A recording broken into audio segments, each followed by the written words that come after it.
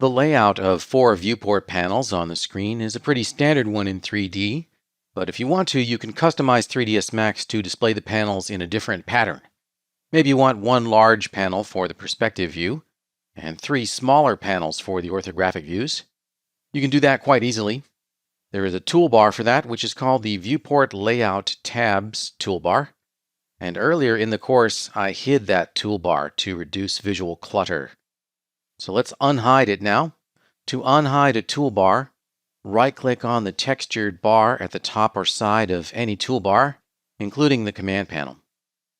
Right-click on that textured bar, and from the list, choose Viewport Layout Tabs to unhide that toolbar, and it appears on the left side of the screen. It's got one preset in it. It's the Quad 4 or 4 viewport layout that we see currently. To create a new layout, you'll want to click on this triangle. It's supposed to represent a right-facing arrow. Create a new Viewport Layout tab. Click that button, and we've got some standard layouts. Here's the one I want, with 1 large panel and 3 small panels.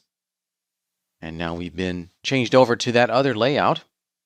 And we can choose the various cameras or views. We've got the perspective view in this large window, which is what we want. But if we wanted to switch these around, we just click on the label or the name and change that to something else, such as the back instead of the front. All right, I'll put that back the way I had it.